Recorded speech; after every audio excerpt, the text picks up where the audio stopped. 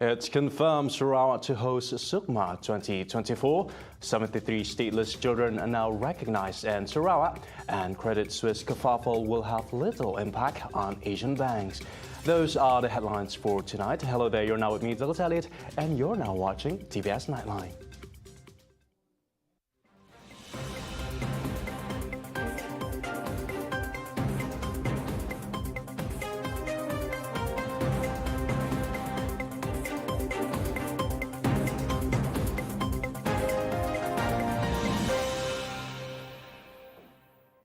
We begin with this. A total of 45 stateless children born in Sarawak received their temporary identification documents today.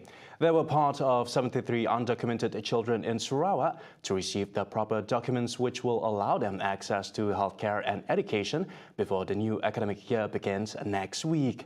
The temporary identification documents were presented to the children by the Premier Datuk Petinggi Tan Sri Abang Johari Tun Openg at Wisma Bapa, Malaysia this afternoon.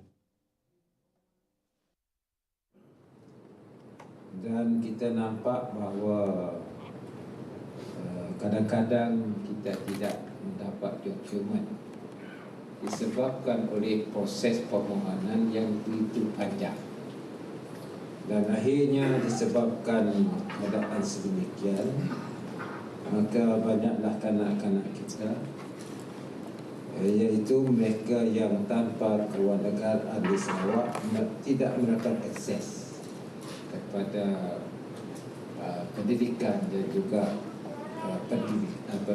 kesihatan. Oleh itu, kerajaan Sarawak sangat prihatin kepada keadaan keluarga kita yang tidak dapat menghantarkan anaknya khasnya ke sekolah, dan lebih-lebih lagi untuk mendapat rawatan perubatan. At the same time, Abang Johari urged community leaders to help the state government in identifying the undocumented children, especially in rural areas, through the issuance of the temporary documents for Sarawak-born stateless individuals below 21 while pending approval, where applicants with undetermined citizenship status must have a birth certificate registered in Sarawak and have applied for Malaysian citizenship under Article 15A of the Federal Constitution. The Malaysian Sports SUKMA Supreme Committee has confirmed that Sarawak has been selected as the host for SUKMA 2024. Minister of Sports and Youth Hannah Yeoh, who is also the chairwoman, said the decision was made based on the agreement of the committee members to introduce a rotating host system every 2 years between the National Sports Council (MSN) and other states. Selepas giliran Sarawak selaku tuan rumah edisi SUKMA 2024, Tamasya SUKMA pada tahun 2026 akan dianjurkan oleh Majlis Sukan Negara. According to her, SUKMA 2026 will be organised by MSN, while Kelantan agreed to accept the responsibility of hosting the 2028 edition to give them a longer preparation period. Negeri yang meliputi peruntukan pembinaan dan naik taraf infrastruktur sukan, kos penganjuran dan juga pembiayaan program persediaan atlet-atlet di peringkat negeri. Now, first world countries will feel the immediate pinch as fears about the banking health system rattle, prompting some to question the true worth of Credit Suisse's stock price, resulting in financial fragilities.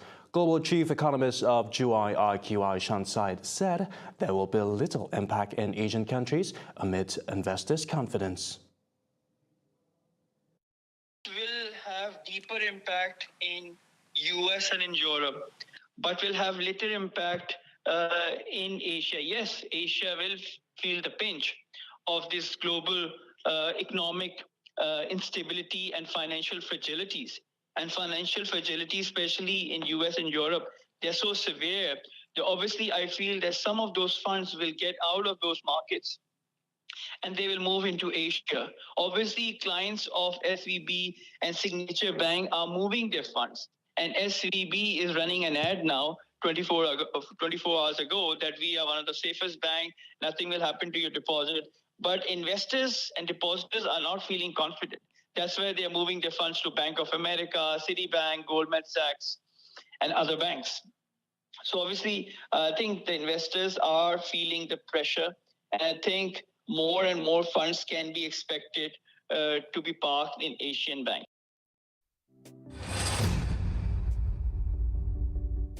Sarawak Premier Datuk Petinggi Tan Sri Abang Johari Tun Openg called on Muslims in the state to broaden their understanding of Wakaf on a deeper level, and note that some Muslims' understanding of Wakaf is inclined only to limited angles, when in fact Wakaf is meant to be comprehensive, including asset management. Dan dalam hal ini definisi wakaf hendaklah broad. Selalunya kita di Sarawak wakaf tanah, wakaf kebanyakannya tanah lah. Tak ada wakaf yang lain. Wakaf can be in many forms, for instance, surrendering a land property for the purpose of agriculture and cultivating the land with beneficial. He said this when officiating the International Conference on Wakaf and Endowment 2023 today. Dari sudut agriculture, kita boleh wakafkan bidang tanah, tapi janganlah wakaf tanah saja tapi tidak dikerjakan. It's a waste. So when you wakaf your land, then there must be purpose for agriculture. Now, earlier, while officiating the International Conference on Wakaf and Endowment Fund 2023, Sarawak Premier Datuk Petinggi Tan Sri Abang Johari Tun Openg said 490 Wakaf assets in Sarawak have been registered, with a value at 11.86 million ringgit. He explained that this encompasses a wide range of assets, including land, buildings, and cash. Wakaf and endowment are excellent ways to support the socio-economic and help build a stronger society. In terms of the value of Wakaf assets in Malaysia, a report by the World Bank estimates that the total value of Wakaf assets in Malaysia is approximately 100 billion ringgit, or 24 billion US dollar as of 2019. The report also notes that the value of Wakaf assets in Malaysia is growing and has the potential to contribute significantly to the country's socio-economic development. Abang Johari said the federal government is also encouraging the development and use of Wakaf assets for social and economic purposes. Recently, Prime Minister Dato Sri Anwar Ibrahim announced the establishment of a Madani Wakaf with assets valued at 1 billion ringgit. The assets comprise land, mosques, buildings, health and education facilities, which will be optimized for the benefit of the destitute, low-income earners and the needy. Meanwhile, in the same event, Sarawak Premier Datuk Petinggi Tan Sri Abang Johari Tun Openg handed over Wakaf or Endowment Fund of 1 million ringgit to University Malaysia Sarawak UNIMAS. Abang Johari said that he hoped that the funding would go towards benefiting the people of Sarawak. Up to them. Oh, up to them. Just leave it. Yeah. Okay. But it's more on, I think, maybe they can use part of it for research, whatever it is. Memberi wakaf 1 juta untuk UNIMAS dari sudut ini. Ini wakaf dari kerajaan Sarawak, dan kita harap wakaf ini pulangannya akan lebih kepada rakyat Sarawak. Kerana saya beri bagi pihak rakyat Sarawak. Previously, UNIMAS Vice-Chancellor Professor Dr. Gadim Suaidi said UNIMAS, in collaboration with Sarawak General Hospital, will launch a healthcare fund to help the needy. This will include cancer treatment and diagnosis. Residents surrounding Pulau Bruit will soon witness a new change, as 4 new concrete bridges will be built to provide better connectivity. Deputy Minister in the Premier's Department for Corporate Affairs and UKAS, Dato Abdullah Saidul, said the project, worth 20 million ringgit, is set to kickstart this year. Telah memberi taklimat tentang jadual pelaksanaan dan jadual pelantikan kontraktor yang saya mohon supaya dipercepatkan supaya dapat dilaksanakan pada tahun ini. Kerana saya difahamkan bahawa pelaksanaan tempoh pelaksanaan jambatan ini mengambil masa 2 tahun, tapi saya harap dapat dilaksanakan lebih cepat lagi lah. During the visit to the Missing Link project site in Kampung Penuai, Tanjung Manis Member of Parliament Yusuf Abdul Wahab also called for the projects to be expedited. Juga difahamkan bahawa ini bersama dengan Yang Berhormat Ahli Parlimen, kita telah juga memohon, bukan memohon, sebenarnya peruntukan itu telah dimaklumkan di Parlimen, persidangan Parlimen pada tahun lepas, semasa kerajaan yang lepas, tentang pembinaan jalan yang menghubung Kampung Beruit ke bawah ke Sungai Nai. Saya memohon supaya peruntukan ini kekal dalam rancangan Malaysia yang telah akan dilaksanakan seterusnya, dan saya harap jalan ini dapat dilaksanakan, dan kalau tidak cukup mungkin kerajaan negeri dapat menampung sebahagian daripada peruntukan tersebut.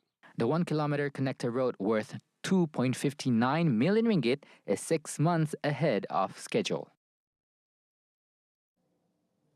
We'll be taking a short break, but coming up right after, ART vehicle to arrive in Kuching by mid-2023.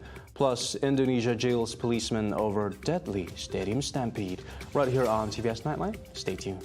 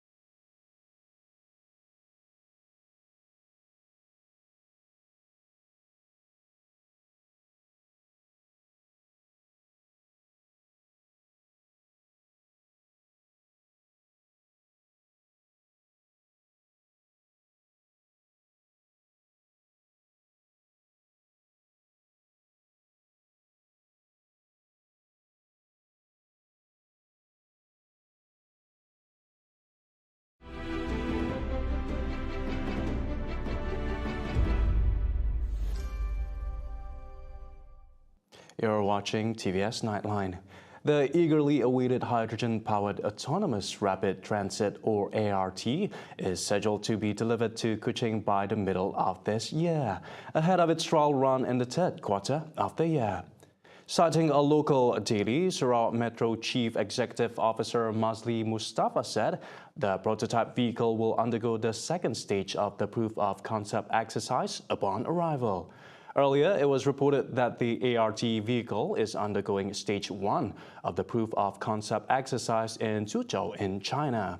Measuring 30.2 meters in length, the ART prototype can reach speeds of up to 70 kilometers an hour and has a 241 passenger capacity with a revised seating layout.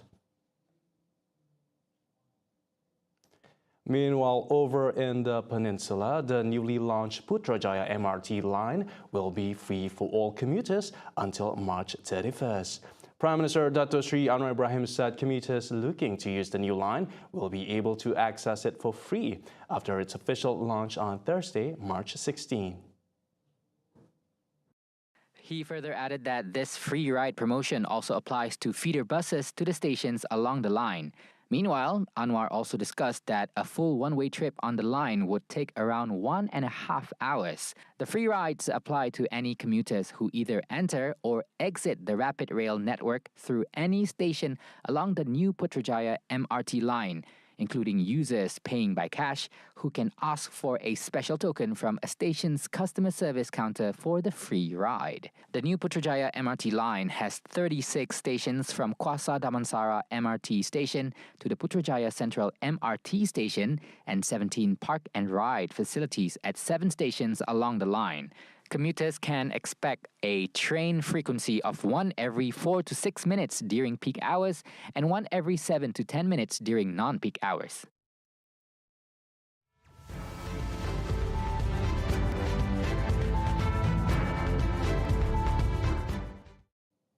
In Parliament sitting today, efforts are being intensified to increase the adoption of environment, social and governance, or ESG, among SMEs, considering a promising level of awareness among SMEs. And as such, a total of 420 million ringgit, or 21% of the total value of 2 billion low-carbon transition facility fund, has been utilized.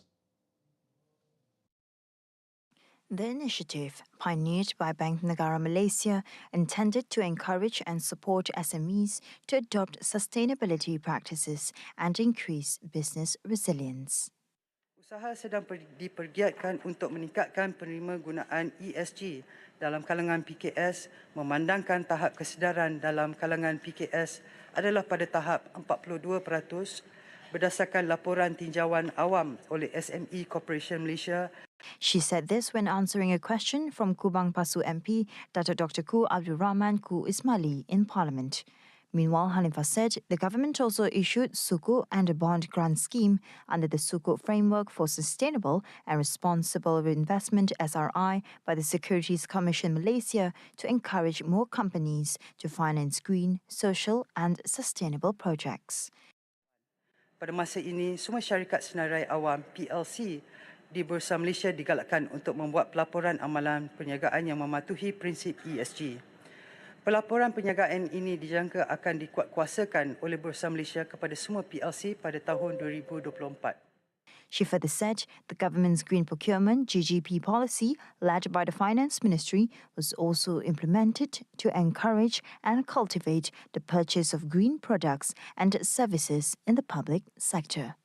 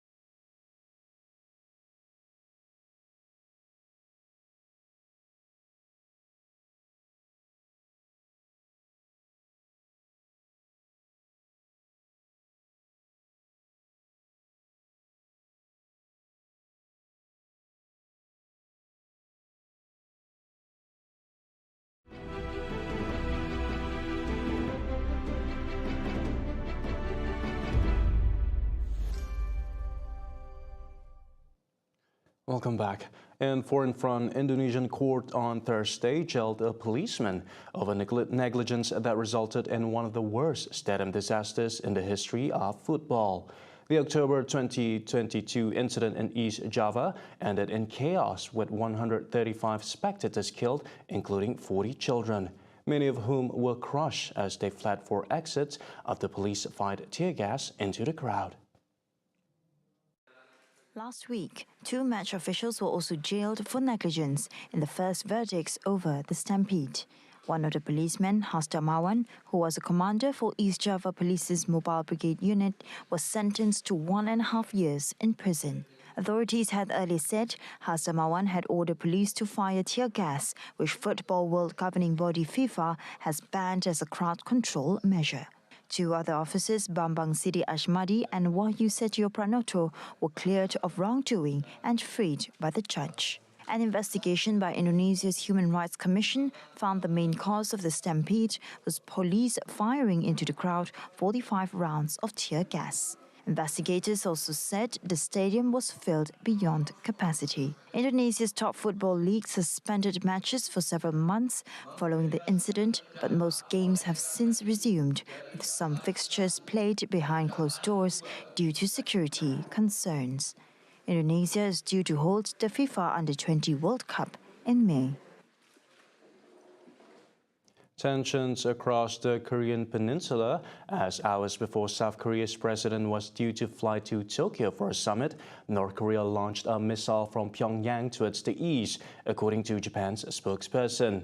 Hirozaku Matsuno said the missile was fired towards the east early today at about 6:19 a.m. Malaysia time.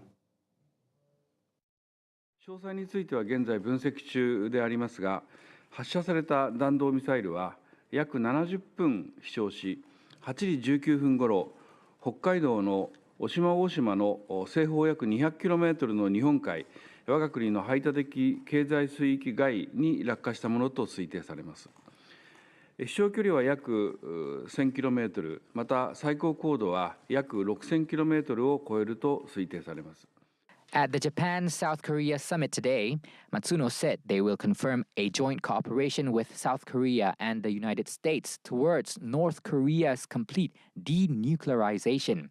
This will be the first visit by a South Korean president to Japan in 12 years to seek to foster a closer bond amidst increasing threats from North Korea and China.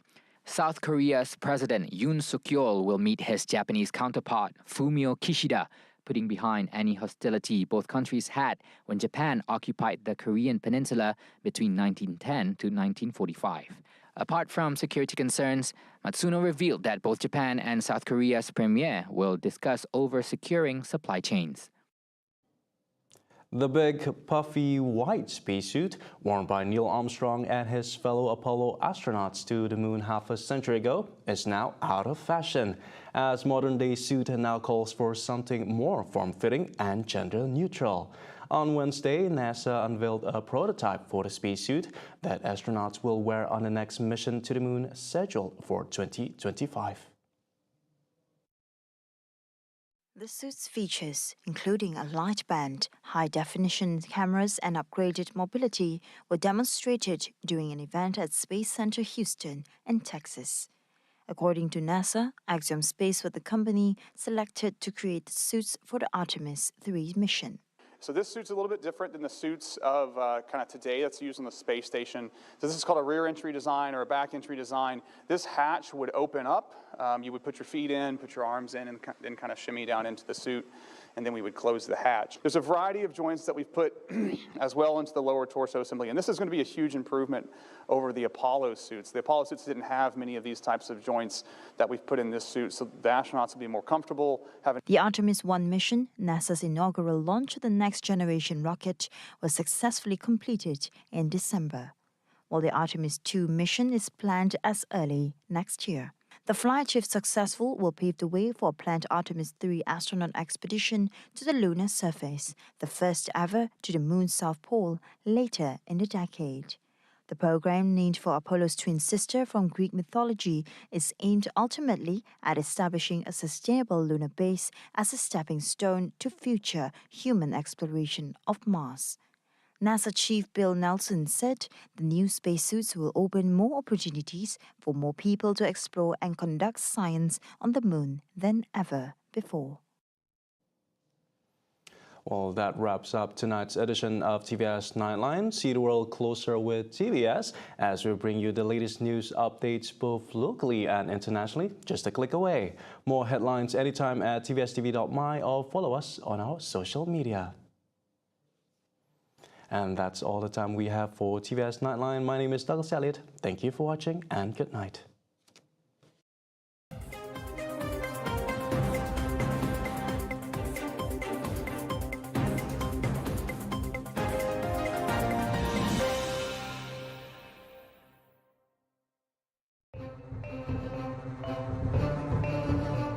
Takkanlah tak kenal sekilas ikan di air, kita tahulah jantan betina je.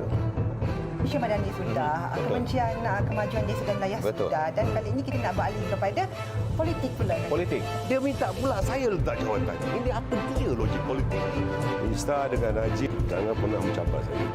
Saksikan Dialog TVS eksklusif bersama Timbalan Perdana Menteri Datuk Seri Ahmad Zahid Hamidi pada 17 Mac 2023 jam 11.15 pagi hanya di TVS. Alright, esok hari Jumaat merupakan hari Jumaat terakhir sebelum kita masuk ke bulan Ramadan, Jess. Dengan topik yang kita akan bincangkan esok adalah Ramadan yang dinanti bersama dengan pendakwah Ustaz Nabil Ahmad. Dan seterusnya, Jess? Seterusnya, My Ramadan 2023, pembudayaan kesukarelawanan dalam kalangan belia dan juga pembangunan bakat digital di Sarawak. Wah, menarik. Yes, dan yang ketiga kita ada Cikgu Azila, segmen internet bersama Cikgu Azila. Jangan lupa untuk tonton Sejahtera Asia 7.45 pagi hingga 9 pagi. Semestinya di TVS Saluran 122 Astro dan My TV. Daripada inspirasi, kami cetuskan inovasi.